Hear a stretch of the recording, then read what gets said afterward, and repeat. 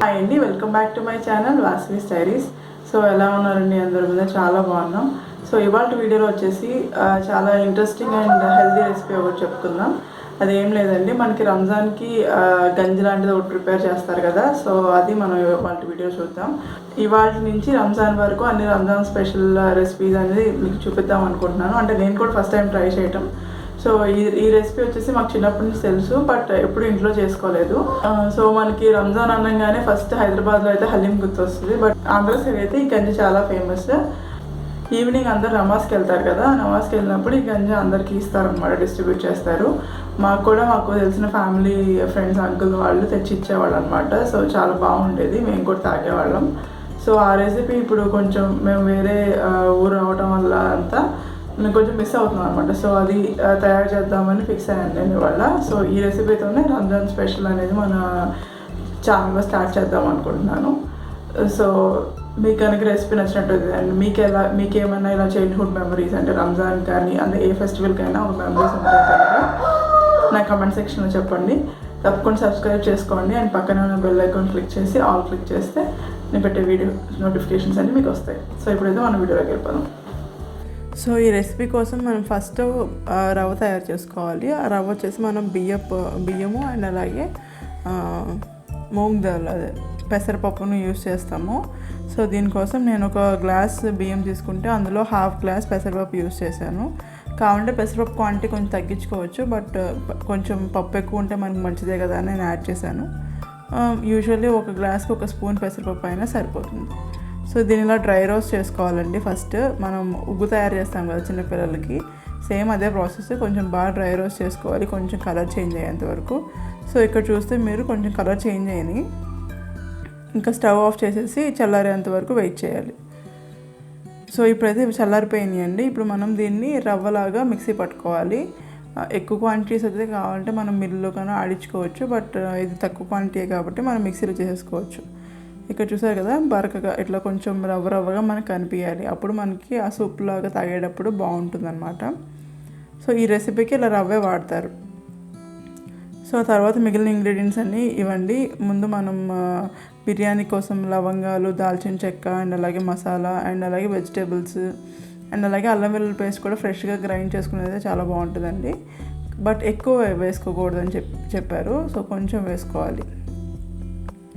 So first నేను ఇక్కడ నెయ్యి వేసాను, ఒక 2 స్పూన్స్ వరకు నెయ్యి అయితే వేసుకొని లవంగాలు అండ్ అలాగే దాల్చిన చెక్క 1 ఇంచ్ దాల్చిన చెక్క వేసుకొని కొంచెం ఫ్రై అవ్వనివ్వాలి. తర్వాత ఒక బిర్యానీ ఆకుని పీసెస్గా కట్ చేసుకుని అది కూడా కొంచెం ఫ్రై అయిన తర్వాత అప్పుడు ఆనియన్స్ వేసుకోవాలి. మీకు కావాలంటే ఆయిల్ కూడా వేసుకోవచ్చు అండి, లాస్ట్లో ఒక స్పూన్ నెయ్యి వేసుకోవచ్చు. నేను ముందే నెయ్యి వేసాను కాబట్టి లాస్ట్లో నెయ్యి వేయట్లేదు. సో ఇప్పుడు చూసారు కదా, ఇవి బాగా వేగిపోయాయి. తర్వాత ఆనియన్స్ వేసేసుకోవాలి. ఆనియన్స్ కూడా కొంచెం వేగిన తర్వాత మనం మిగిలిన ఇంగ్రీడియంట్స్ కూడా వేసేసుకోవచ్చు. సో ఇది వచ్చేసి చాలా టేస్టీగా అండ్ హెల్తీ కూడా అండి. సో తప్పకుండా ట్రై చేయండి. సో ఈ రెసిపీ వచ్చేసి నాకు నా ఫ్రెండ్ జాస్మిన్ ఇచ్చిందనమాట. మార్నింగ్ తనకి ఫోన్ చేస్తే తను వాయిస్ నోట్ పంపించి మొత్తం రెసిపీ అంతా ఎక్స్ప్లెయిన్ చేసింది. సో నాకు ఎలా చేస్తారో తెలుసు కానీ ఆ క్వాంటిటీస్ అవంతా తెలియదు, మెజర్మెంట్స్. సో తను చెప్పిందనమాట ఇట్లా చేయాలి అని చెప్పి. సో థ్యాంక్స్ జాస్మిన్, నీ రెసిపీని అంతా షేర్ చేసుకున్నందుకు. అండ్ తర్వాత ఇలా అల్లం వెల్లుల్లి పేస్ట్ కూడా కొంచెం ఫ్రై అయిన తర్వాత దీంట్లో క్యారెట్స్ కూడా వేసేసుకోవాలి. నేను ఇవి చాలా చిన్న చిన్న పీసెస్గా కట్ చేసుకున్నానండి. అండ్ అలాగే పచ్చిమిర్చి కూడా మీ స్పైస్ లెవెల్స్ బట్టి వేసుకోండి. నేను కొంచెం తక్కువే, అంటే మనం సూప్ లాగా తాగాలి కదా, దాన్ని తాగగలగాలి కాబట్టి నేను 2 వేసాను. ఒకవేళ మీకు ఇంకా ఎక్కువ స్పైసీగా కావాలనుకుంటే ఇంకా ఎక్కువ కూడా వేసుకోవచ్చు. నేను టమాటోస్ కూడా 2 చిన్న వేసానండి, మీకు కావాలంటే ఒక టమాటో కూడా వేసేసుకోవచ్చు. సో నాకు టమాటో కొంచెం ఎక్కువైనట్టు అనిపించింది, అందుకే చెప్తున్నాను అనమాట. ఒక టమాటో అయినా బాగానే ఉంటుంది. తర్వాత కొత్తిమీర అండ్ పుదీనా, ఇది కొత్తిమీర ఒక గుప్పెడు కొత్తిమీర అండ్ గుప్పెడు పుదీనా కూడా యాడ్ చేశానండి. సో ఇవంతా ఫ్రై అయిన తర్వాత మనం ఇంకా వాటర్ పోసేసుకోవటమే. ఇది సేమ్ పలావ్ ప్రొసీజర్ అండి, బట్ ఏంటంటే మనం రైస్ బదులు రవ్వ వేస్తాము అండ్ అలాగే ఫుల్గా కుక్ అవ్వనివ్వకుండా కొంచెం జావలాగా చేస్తాం. మీకు కావాల్సినంత సాల్ట్ కూడా యాడ్ చేసుకోండి. మీరు కావాలంటే ఇంకా తర్వాత అయినా యాడ్ చేసుకోవచ్చు, సూపే కాబట్టి తర్వాత అయినా యాడ్ చేసుకోవచ్చు.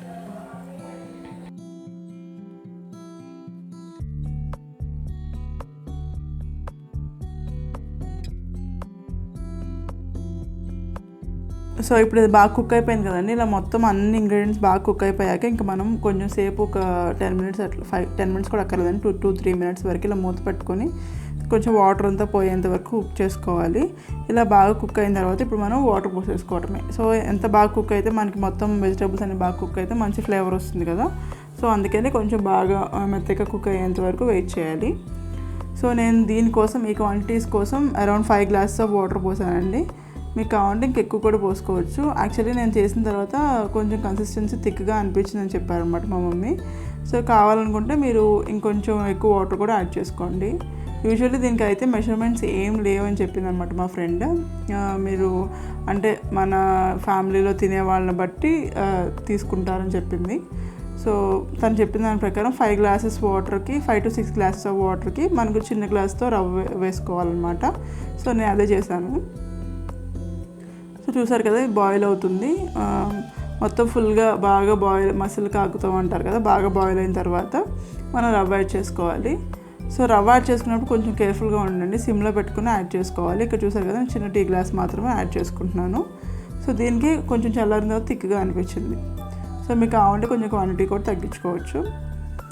సిమ్లో పెట్టేసుకుని బాగా తిప్పాలండి. లేదంటే మీరు ఇంకొకటి కూడా చేయొచ్చు, ఏంటంటే కొంచెం వాటర్లో డైల్యూట్ చేసేసుకుంటే మనకు ఆ లమ్స్ అనేవి ఫామ్ అవ్వు. లేదంటే ఇట్లా తిప్పినప్పుడు లైట్గా లమ్స్ ఫామ్ అయ్యే ఛాన్సెస్ ఉంటాయి, ఒక్కొక్కసారి పెద్ద లమ్స్ కూడా ఫామ్ అయ్యే ఛాన్సెస్ ఉంటాయి.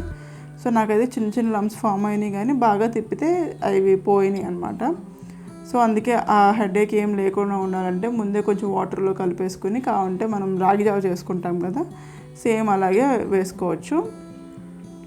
సో ఇది వచ్చేసి బాగా ఒక 10 మినిట్స్ వరకు బాయిల్ అయ్యిందండి. బాయిల్ అయ్యాక ఇలా కన్సిస్టెన్సీ వచ్చింది. సో మీకు ఇంకా పలుచగా కావాలనుకుంటే ఇంకొంచెం వాటర్ కూడా యాడ్ చేసుకోవచ్చు. సో ఇలా అయిపోయిన తర్వాత మనం వెంటనే సర్వ్ చేసుకోకూడదండి. ఇలా మూత పెట్టేసి ఒక 10 to 15 మినిట్స్ వరకు అలా దమ్లాగా ఉంచాలని చెప్పింది అనమాట మా ఫ్రెండ్. సో అలా దమ్లాగా ఉంచితే ఆ ఫ్లేవర్స్ అనేది దానికి పట్టేసి టేస్ట్ చాలా బాగుంటుంది. సో ఇలా పెట్టేసిన తర్వాత ఇప్పుడు మనం సర్వ్ చేసుకోవటమే. అప్పుడు కూడా మనకు హాట్గానే ఉంటుంది, బట్ కొంచెం టేస్ట్ అయితే మనకు కొంచెం ఎన్హాన్స్ అవుతుంది అలా మూత పెడితే. సో దీన్ని యూజువల్లీ ఇలా బూందీతో సర్వ్ చేస్తారండి, చాలా బాగుంటుంది. పైన కొంచెం బూందీ వేసుకుని తింటూ ఉంటే, అంటే తాగుతూ ఉంటే. సో చూసారు కదా, చాలా ఈజీ, తప్పకుండా ట్రై చేయండి. మీకు ఎలా కుదిరిందో నా కమెంట్ సెక్షన్లో చెప్పండి. Thank you.